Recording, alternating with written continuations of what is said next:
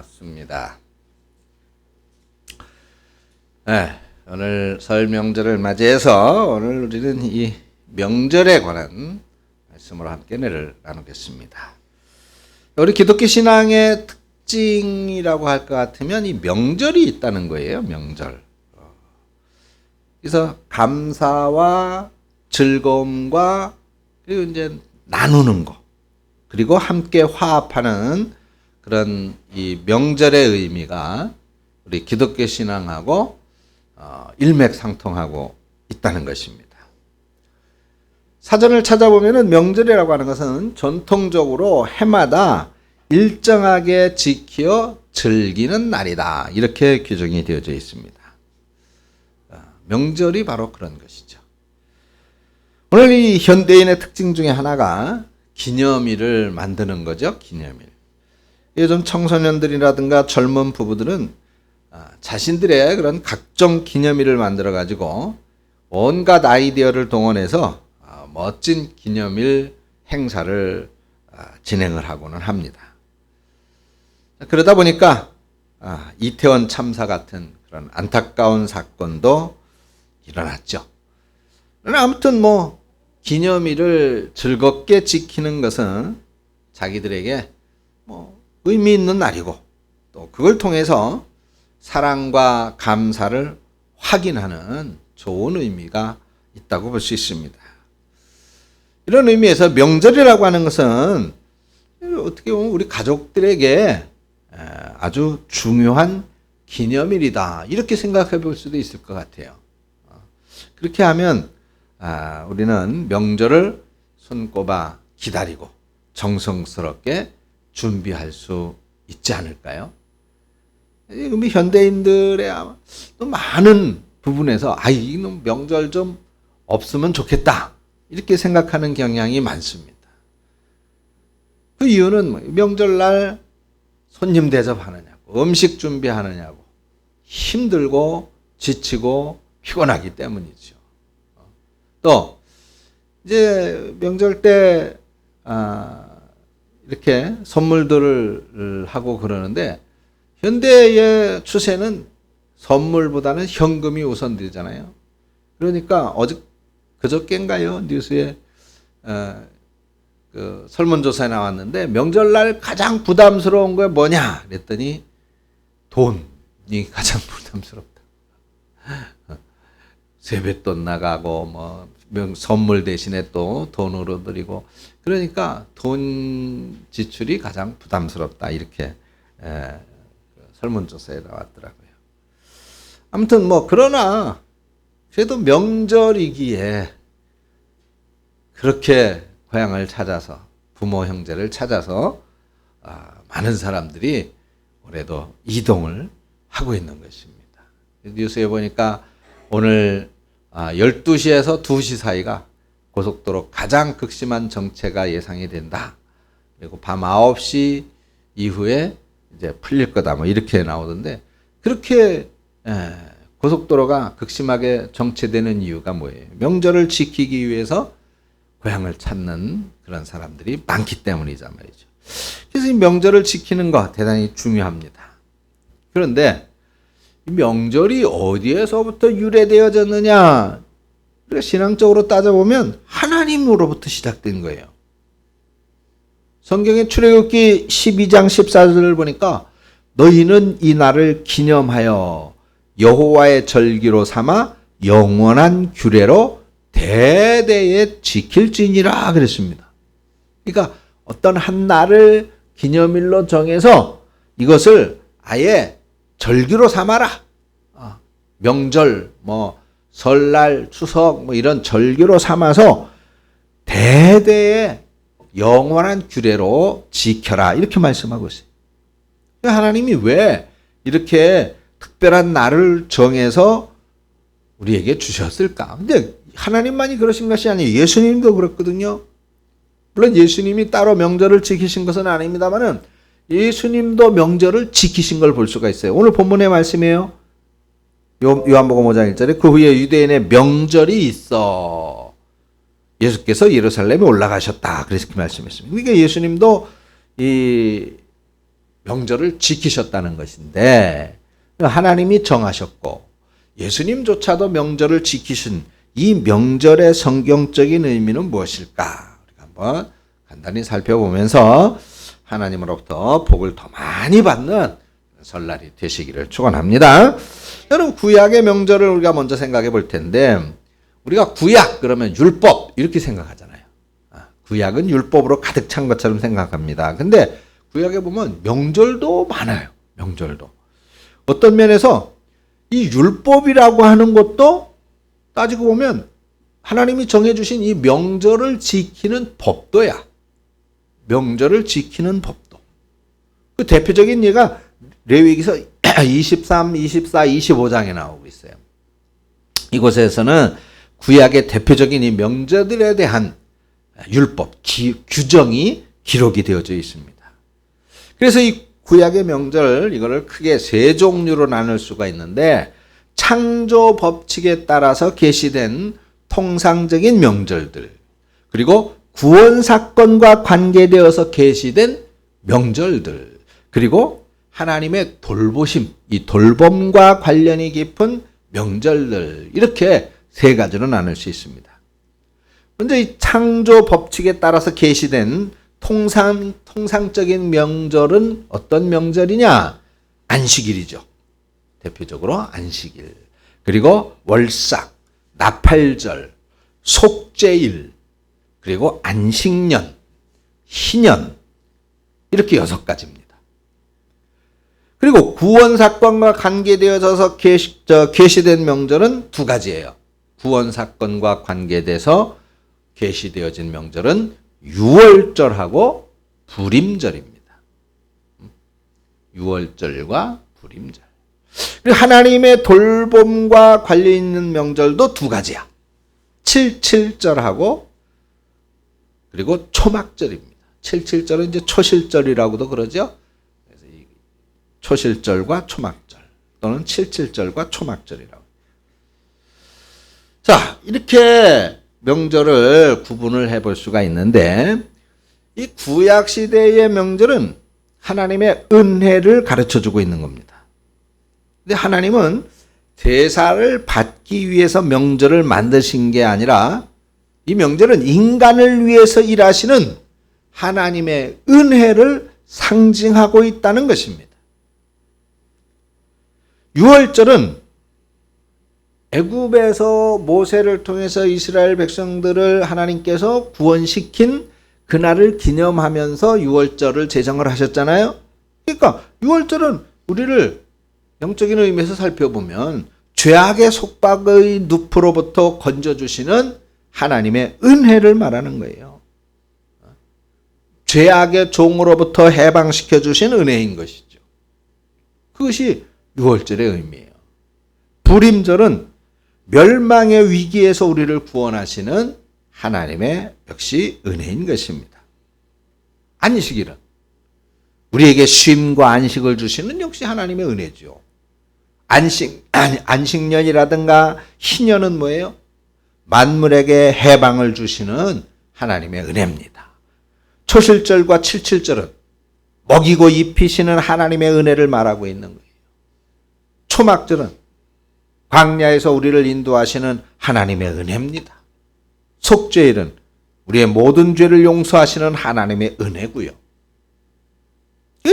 우리 인간은 하나님의 은혜가 있어야 살 수가 있는 것이고 복을 누릴 수가 있는 것입니다. 할렐루야. 그렇잖아요. 이처럼 명절은 하나님의 은혜를 다시 확인하고 감사하는 시간인 것입니다. 새로운 다짐과 결단을 가지고 출발하는 그런 도약의 시간이기도 한 것이죠.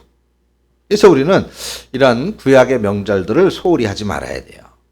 이 구약의 명절들만 잘 알아도 우리는 하나님의 은혜를 깊이 깨달을 수가 있습니다. 그리고 하나님께서 어떤 삶을 기뻐하시고 있는지 우리가 그걸 알 수가 있는 거예요. 우리가 명절을 맞아서 하나님께 먼저 영광을 돌릴 때 하나님께서 우리를 더 복된 길로 인도하시는 줄을 믿으시기를 축원합니다. 이게 구약의 명절들인데 두 번째로는 교회의 명절이 있어요. 교회 명절. 그 교회 명절은 뭐냐? 교회가 교회되어진 날, 교회를 교회되게 하는 날, 또 교회가 교회의 담을 넘어서 세상을 품은 날, 그걸 이제 교회 명절이라고 우리가 생각해 볼 수 있는데, 이게 어떤 날이냐? 어떤 날?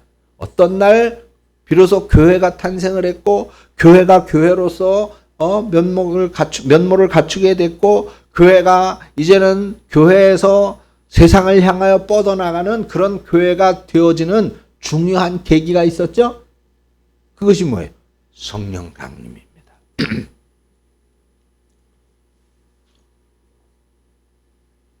오순절 성령 강림이에요. 이 성령 강림이 있었기 때문에 교회가 세워진 거잖아요. 그죠? 그리고 성령 강림이 있었기 때문에 교회가 세계로 뻗어나갈 수가 있었던 거예요. 그 결과로 한국에도 교회가 들어왔고, 한국에 교회가 들어와서 역시 성령의 놀라운 역사가 있었기 때문에 한국 교회사, 짧은 교회사 기간 동안에 한국은 세계적인 교회들로 탄생되어 줄 수 있었고, 또 세계 선교를 감당하는 세계 제 두 번째 그런 국가가 될 수가 있었단 말이죠. 그래서 이 성령 강림은 참 우리 교회사에 있어서 정말 우리가 기념할 만한 그런 명절이다라고 말할 수가 있습니다. 그리고 이 성령 강림의 명절은 2000여 년 전 유대 땅 예루살렘의 마가 다락방에 임하였던 그 사건으로 끝나는 것이 아니에요.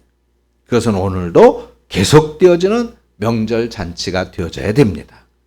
그래서 이 성령 강림, 성령 충만으로 인해서 불가능을 가능하게 하고 새로운 역사를 만들어가는 이런 명절의 잔치가 저와 여러분들의 삶 속에서 우리 교회에서 지속적으로 있어져야 될 줄로 믿습니다. 예수님이 이렇게 말씀했어요. 명절 끝날 곧 큰 날에 예수께서 서서 외쳐 가라사대 누구든지 목마르거든 내게로 와서 마시라. 나를 마시는 자는 성경의 이름과 같이 그 배에서 생수의 강이 흘러나리라 하시니 이는 그를 믿는 자의 받을 성령을 가리켜 말씀하신 것이라. 아멘. 그렇습니다. 반드시 성령 충만해야 될 줄로 믿습니다. 사는 게 답답하다면 오순절 성령 강림의 역사를 간구해야 됩니다. 나에게도 성령을 주시옵소서, 성령 충만을 주시옵소서 기도해야 된다 그 말이에요. 새해가 되었는데 내가 뭘 해야 될지 막막하고 모르겠다면 역시 성령께서 우리의 삶 가운데 역사해 주시기를 간구하고 소원해야 됩니다. 하나님, 내가 어떻게 해야 됩니까? 어떻게 살아야 됩니까? 기도해야 된단 말이죠. 혹시 매일 결심을 하는데 실천을 못하고 있다면 역시 성령을 간구해야 됩니다. 성령 하나님을 의지해야 됩니다. 그러면 하나님께서 하늘문을 활짝 열어 주실 줄로 믿습니다. 마가 다락방에 임하신 성령님은 당연히 오늘 우리들의 성령님이신 거예요. 나의 성령님이신 거예요. 그러니까 당연히 우리는 오순절 성령 강림의 축제를 교회의 축제로 매일 누리면서 살아야 됩니다. 우리의 일상이 이런 명절의 기쁨으로 넘쳐나고 잔치상으로 가득해야 됩니다. 그럴 때 불같은 성령의 역사가 우리 가운데 충만하게 일어날 줄로 믿습니다. 다음으로 우리는 끝으로 한국의 명절을 한번 생각해 볼 필요가 있을 것 같아요. 한국, 우리나라 명절을 소유한 아주 아름다운 명절을 소유한 나라인데 그 명절의 대표적인 것이 뭐예요? 설하고 오늘의 이 설하고 추석이죠. 이 두 명절의 공통적인 특징은 가족이라고 하는 겁니다. 가족의 회복과 효도의 실천입니다. 오늘 같은 설날에는 어른들께 부모님께 세배를 드림으로써 감사의 인사를 드리고 또 안녕과 그리고 건강을 기원하면서 그렇게 가족들이 화합하는 그런 날이죠. 이러한 명절을 통해서 가족이 한자리에 모이고 또 그런 효의 실천을 통해서 하나가 되어졌고 그러면서 가정의 전통과 가훈을 물려주게 되는 것입니다. 하나님의 이런 그 명절의 전통이 어떤 의미에서는 우리나라의 이 명절의 전통으로 그렇게 전승이 되어졌다, 계승이 되어졌다 해도 뭐 틀린 말은 아닐 것 같아요. 성경은 우리에게 가정의 중요성과 그리고 효의 중요성을 가르치고 있기 때문입니다. 이 명절을 통해서 멀리 떨어져 있는 형제들이 이런 시간들을 통해서 한 가족인 것을 확인하고 그럼으로써 예의범절과 인격을 배우고 어른들은 후세로부터 한없는 존경을 받습니다. 그리고 후세에게 또 삶의 바른 지혜를 가르치고 전달해 주게 되는 것이죠. 이게 명절의 전통이 되는 것입니다. 우리 이러한 전통의 명절로 만들어 가야 돼요. 만들어 가요. 그래서 이 명절을 먹고 마시고 취하는 그런 날로 삼아서는 절대로 이게 좋은 전통이 되어줄 수 없을 것입니다. 성경을 보면 이 우리나라의 명절과 성경의 명절이 일맥상통하는 부분이 많이 있는데 하나님은 명절에 모두가 함께 하라고 말씀을 하셨잖아요. 신명기 16장 14절을 보면 절기를 지킬 때에는 너와 내 자녀와 노비와 내 성중에 거하는 레위인과 객과 고아와 과부가 다 함께 연락해라 이렇게 말씀하고 있어요. 모든 사람들 심지어 종들까지도 당시 노예들이 다 있었잖아요. 그 노예들까지도 명절날에는 일만 시키고 부려먹지 말고 다 함께 기쁨을 나누라고 말씀을 하셨어요. 11절에도 너와 내 자녀와 노비와 내 성중에 거하는 레위인과 및 너희 중에 있는 객과 고아와 과부가 함께 내 하나님 여호와께서 그 이름을 두시려고 택하신 곳에서 내 하나님 여호와 앞에서 즐거워할지니라. 즐거워할지니라. 명절날에는 즐거워야 돼. 즐겨야 되는 것입니다. 그러려면은 뭐예요? 그런 즐거움과 그런 사람과 사람 간의 화합으로 교통을 하려면 그 근본이 되어지는 것이 바로 사랑인 것입니다. 사랑. 사랑을 근간으로 해서 연결되고 또 이해하고 위로하고 협력해야 되는 것이죠. 그래서 명절에는 내 부모만 위하는 것이 아니라 모든 이웃의 어른들, 동네 어른들도 공경하는 것. 더 나아가서는 세상 사람들도 다 공경하는 것. 세상 사람들을 돌아보고 어려운 사람들을 위로하고 이런 것들이 바로 명절의 진정한 의미가 되는 것입니다. 오늘 설 명절을 맞이해서 우리 한번 그렇게 한 번 더 부모를 생각하고 한 번 더 자식을 생각하고 한 번 더 이웃을 생각하면서 참다운 사랑과 공경을 한번 실천해 보는 그런 것도 아름다운 성경적 명절의 전통을 만들어 나가는 참된 그리스도인의 후손이 아닐까 이렇게 생각이 되어집니다. 자, 절기상으로 볼 때 이제 진짜 2023년의 시작입니다.